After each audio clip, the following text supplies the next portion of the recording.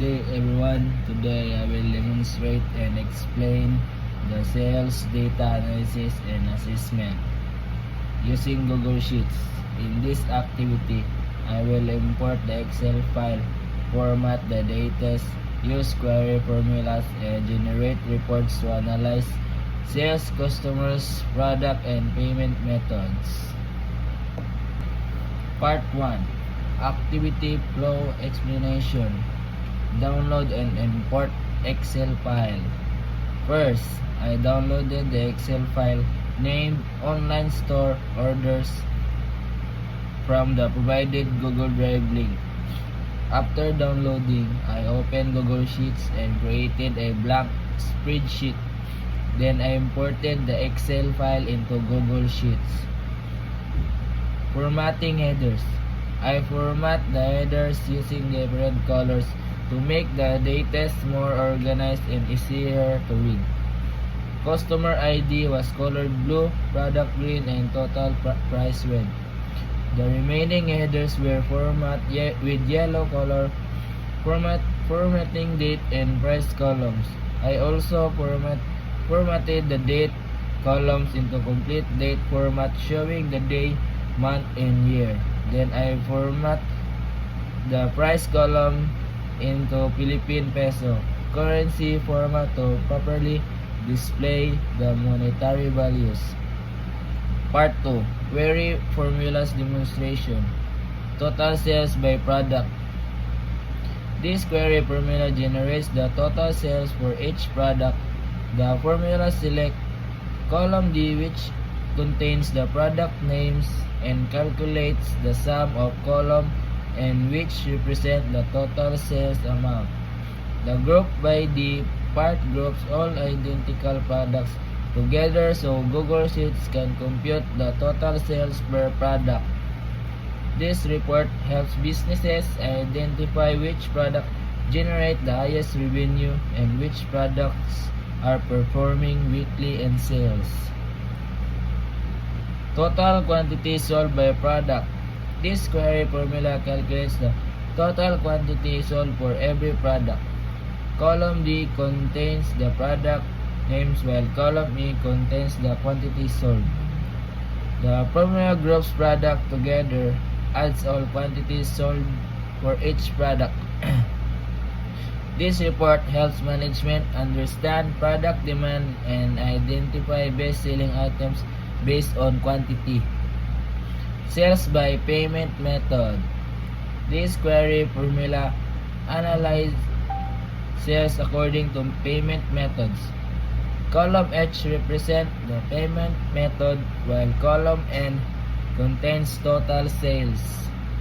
This formula groups the date by payment method and computes the total revenue generated by each payment type. This report helps the finance department determine which payment method customers use the most and which generates the highest sales revenue. Number of orders by referral source. This query formula counts the number of orders based on referral source. Column M contains the referral source while column A contains the order records. The formula groups the data according to referral source and contains the total number of orders from each source. This report helps the marketing department determine which referral platform brings the most customers. Top 10 customers by spending. This query formula identifies the top customers with the highest spending. Column C contains customer names while column N contains total spending. The formula groups customers together, computes their total spending, sort the result from the highest to the lowest, and limits the result to only 10 customers. The report helps businesses identify loyal and high-value customers. Number of orders by order. This query formula counts the number of orders according to order status. Column I contains the order status, while column A contains the order records. The formula groups by status and counts how many orders belong to each category. This report helps monitor operational performance, track completed, pending, or canceled orders. Part 3. Modifying dataset. Replace product names. I use find and replace to replace all records containing laptop into this top PC. This demonstrates how dataset can be updated efficiently in Google Sheets. Change 10 customers ID. I randomly selected 10 records and replaced the customer IDs with my student ID, which is 2024-1870. This demonstrates editing and modifying records within the dataset. Insert municipality. I selected 10 records and replaced the municipality or city with my own municipality. This helps customize and localize the dataset. Modify payment methods. I randomly selected 5 records and changed their payment methods into another valid payment method already existing in the dataset. This demonstrates updating transaction information while maintaining valid data consistency. Part 4. Assessment proper sales group by payment method. This report displays the payment methods with the highest sales revenue.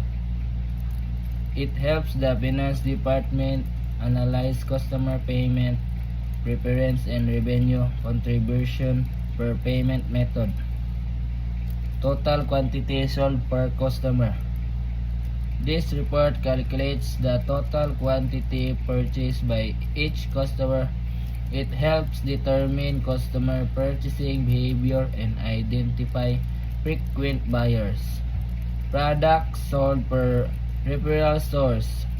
This report displays which products are commonly purchased depending on the referral source.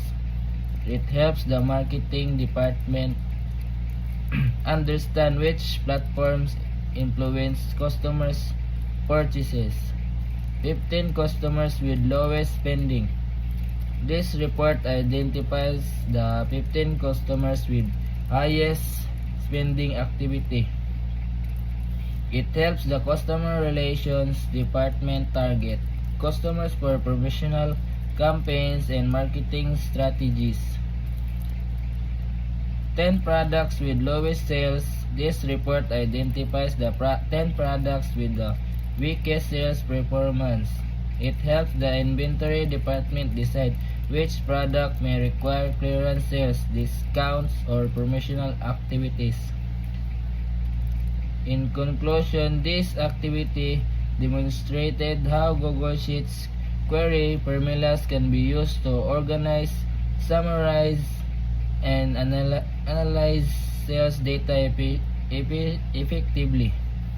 Using this report helps business make better decisions regarding sales performance, customer behavior, inventory management, and marketing strategies. Payment method. Total quantity sold per customer. This report calculates the total quantity purchased by each customer.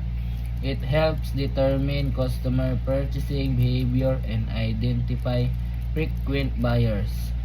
Products sold per referral source. This report displays which products are commonly purchased depending on the referral source. It helps the marketing department understand which platforms influence customers' purchases.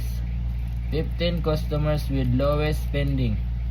This report identifies the 15 customers with highest spending activity. It helps the customer relations department target customers for professional campaigns and marketing strategies. 10 products with lowest sales. This report identifies the 10 products with the weakest sales performance. It helps the inventory department decide which product may require clearance sales, discounts, or promotional activities. In conclusion, this activity demonstrated how Google Sheets query formulas can be used to organize, summarize, and analyze sales data effectively. Using this report helps business make better decisions regarding sales performance, customer behavior, inventory management, and marketing strategies. Thank you.